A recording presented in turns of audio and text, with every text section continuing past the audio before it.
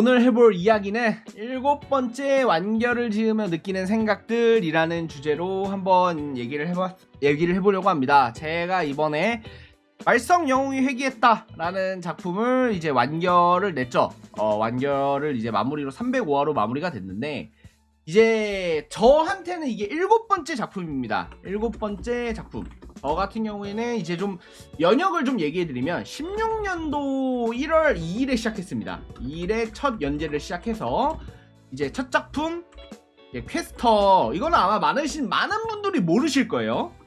그 작품 모르도 온라인. 이게 왜냐면 이제 레진 코믹스에서 레진 노블이라고 지금은 사라진 곳에서 연재를 했기 때문에 모르시는 분들이 많을 겁니다.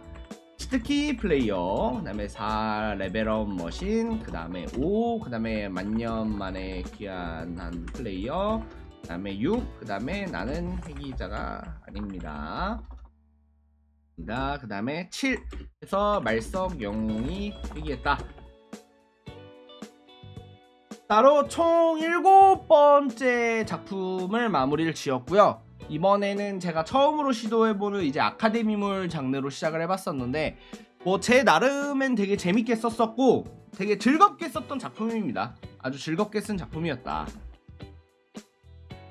물론 이제 후반부에서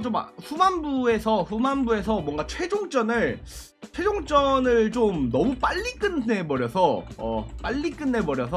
약간 요 후회가 들긴 하는데, 어쨌든 지금 뭐 제 나름의 제가 할 수 있었던 최선을 다해서 썼던 글이었고요.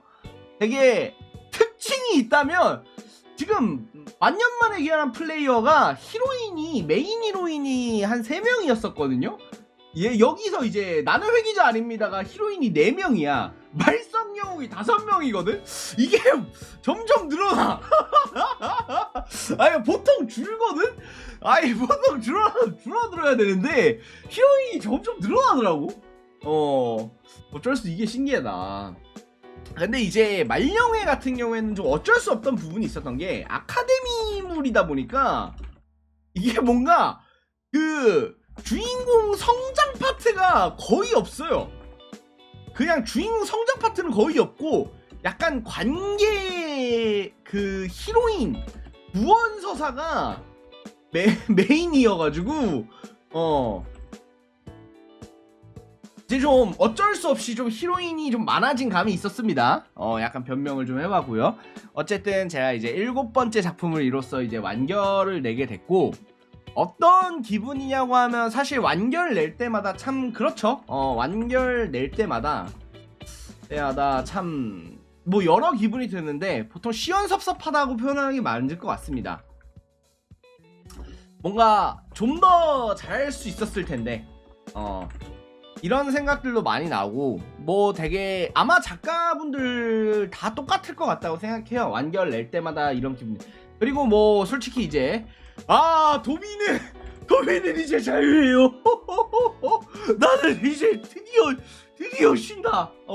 약간 이런 생각도 들고, 약간 이제 무직 백수가 됐다. 무직 백수가 되어버렸다. 약간 이래서 뭐 차기작 걱정도 하고 막 이런 게 되게 복합적으로 드는데, 제가 이제 오늘 영상을 찍은 이유에 대해서 좀 얘기를 드리면은, 7번째 작품까지 쓰니까 이제 좀 이게 저도 느껴지는 게 있더라고요. 뭐였냐, 7번째까지 작품을 쓰니까 좀 나를 답습하게 된다?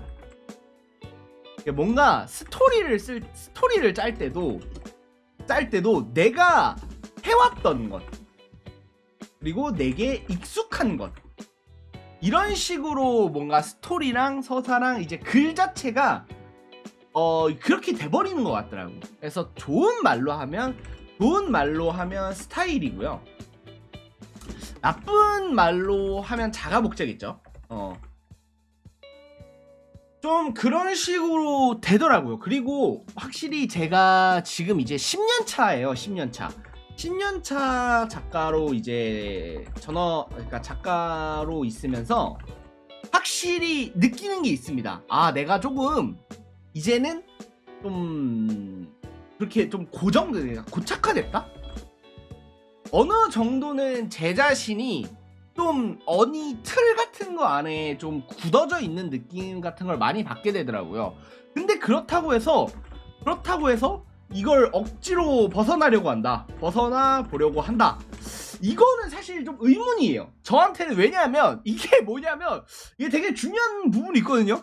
고착화된 것이 사실 내가 이걸 좋아해서 매번 좋아하는 것만 쓰다 보니까 그러니까 내가 좋아하는 게 뭐 시대의 흐름 따라서 계속 달라지지 않잖아. 그래서 이겁니다. 이렇게 됐어요. 이게 부모님들이, 우리 부모님들 세대가 아직도 트로트를 좋아하는 것처럼 이제 시간이 흐르고 세월이 바뀌고 그러니까 시간이 흐르고 약간 트렌드가 바뀌고 바뀌고 더 좋고 다른 소설들이 많아지는 시점에서도 뭔가 그 나한테는 이 약간 예전부터 메모라이즈부터 이어져 왔던 이 하렘 판타지가 되게 재밌어 그냥. 그래서 어쩌다 보니까 좀 뭔가 스스로에게 좀 갇히는 느낌 같은 게 좀 되더라고요. 그리고 특히 글 쓸 때가 진짜 많이 느껴지는 게, 이게 나의 스타일 같은 게 있잖아요. 나의 스타일 같은 게 있는데, 예를 들어 내가 어떤 작품을 봤어. 그러면은 그 작품의 영향을 원래 엄청 많이 받았거든요. 이게 점점 안 맞아지더라고요. 이게 점점 이게 바뀌어지지가 않은 게 많아지는다고 좀 느꼈어요. 그래서 확실히 느꼈던 것 중에 하나가 오래 썼다 라는 생각이 좀 많이 들었어요. 물론 지금 뭐 앞으로 또 계속 도전을 해볼 거고, 계속 제 나름의 이제 새로운 뭐 독자님들이 보시기에는 어떨지 모르겠지만 제 나름의 도전을 계속 해가겠지만 제 나름의 도전을 계속해서 해가겠지만, 이게 여러분들도 아시다시피 이게 사람 자체가 바뀌는 게 정말 어렵습니다. 여러분들도 알 거 아니에요. 여러분들도 하다못해 그 다이어트 한다고 운동해보자고 하는 것도 3일이 못 가는 게 태반일 텐데, 사람 자체가 아예 그냥 좋아하는 걸 바꿔야 되는 거잖아. 내가 좋아하는 걸 바꿔야 하는 거잖아. 그리고 그걸 진심으로 좋아해야 되잖아. 이거가 되게 쉽지 않다고 느꼈습니다. 이게 어머니랑 저가 한번 예전에 대화를 했을 때 어머니가 그러시더라고요. 어머니가 그냥 다른 장르나 이제 뭐 소설 같은 거 보면 안 되니 이제 제가 이 고민을 어머니한테 얘기를 하니까 이러더라고요. 이렇게 말씀하셨는데, 제가 그래서 어머니한테 이렇게 얘기했습니다. 어머니가 지금 트로트 좋아하시잖아요. 그러면 그 트로트 말고 지금 요즘 애들이 많이 듣는 K-팝, K-팝을 진심으로 좋아하게 될 수 있어요? 라고 제가 얘기를 했어요. 이런 거랑 비슷하다고 생각합니다. 제가 좋아했던 작품들이, 그리고 그런 스타일과 그런 글들이 시간의 흐름에 따라서 점점 올드해졌을 때, 이걸 요즘에 나오는 것들을 내가 진심으로 좋아해야 돼요. 그래야, 왜냐면 보기만 하고 듣기만 하는 걸로는 흉내낼 수 없습니다. 창작까지는 갈 수가 없어요. 그러니까 보고 즐기는 건 되거든요. 즐기는 건 될지언정 정말 그걸 창작의 영역으로 끌어올리기 위해서는 정말 진심으로 그걸 좋아해야 합니다. 그래야 내가 좋아하는 것들에 대해서 내가 그걸 창작의 영역을 썼을 때 독자들이 좋아하는 포인트를 알 수가 있어요. 그런데 이게 어렵다, 이게 정말 쉽지 않다라는 거를 많이 느꼈습니다. 이게 왜냐면 최근 들어서도 뭔가 글도 뭔가 그러니까 소설 읽는 것도 뭔가 읽는 장르만 보게 되고 뭔가 읽던 소설만 읽게 되고 읽던 소설 약간 묵혀놨다가 약간 이렇게 좀 보는 식으로 그런 식으로만 좀 하게 되는 걸 제 자신을 좀 보면서 아 뭔가 이거를 어떻게 해야 될까라고 고민을 정말 많이 했던 게 이번 작품 완결 내면서였던 것 같아요. 물론 차기작에서도 저 나름의 좀 도전을 해보려고 하지만 뭔가 근데 그냥 그 생각도 들었습니다. 약간 내가 이 시장에서 먹힐 때까지는 그냥 계속 좋아하는 거 쓰자 라고 좀 생각을 좀 했습니다. 계속 좋아하는 걸 쓸 거고요. 그리고 이제 말령애 같은 경우가 말령애가 이게 그나마 지금 황폐화된 카카오 이제 하렘 판타지 시장에서 그나마 성적이 좋았다. 이게 지금 이제 카카오나 이제 시리즈나 문피아 이거 많이 느끼실 텐데 이제 저 같은 스타일 저처럼 약간 일본 라노벨처럼 쓰는 스타일이 완전 하락기예요. 좀 많이 하락기가 됐습니다. 뭐 이유는 다들 알다시피 얘 때문이죠. 이분의 등장으로 인해서 코어 독자층을 싹 뺏어갔어요. 여기가. 그러면 노벨피아 가세요. 그러면 노벨피아 가서 쓰면 되겠네.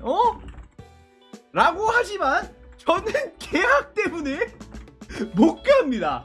이제 편결작가라서 편결작가 할 때는 이제 작품 단위로 계약을 할 때도 많거든요. 근데 저는 거의 전속에 가까운 계약을 해버려서 나는 계약 때문에 일단 못 가.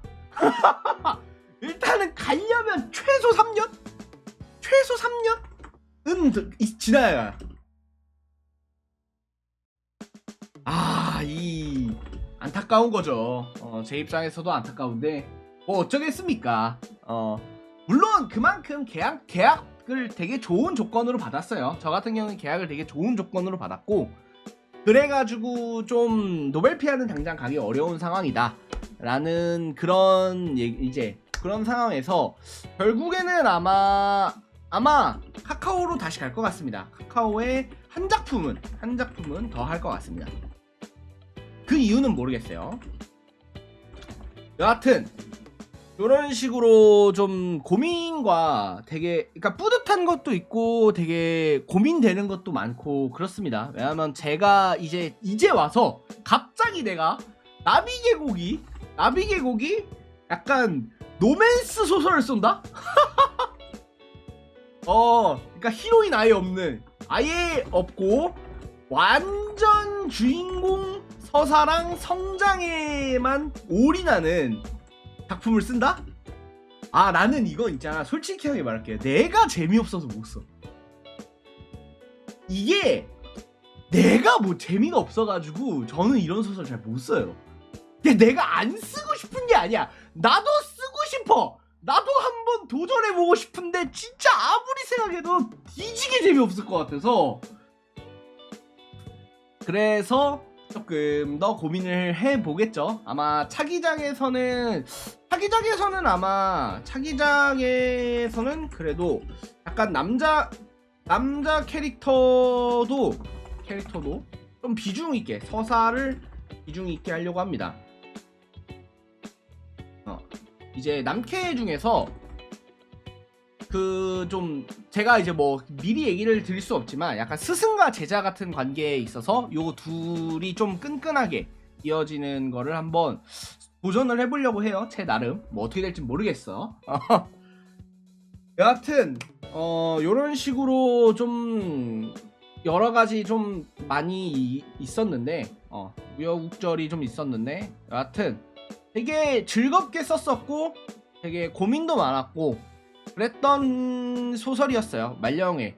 그러고 항상 느끼지만 그래도 제가 쓰는 작품이 정말 제 아이 자식 같은 느낌도 들고 되게 이 안에서 이 소설 속 세계에서 주인공 캐릭터들이 되게 행복하게 살아가는 모습을 보면서 저도 저 자신도 되게 많이 즐거움을 느꼈던 그런 소설이었습니다.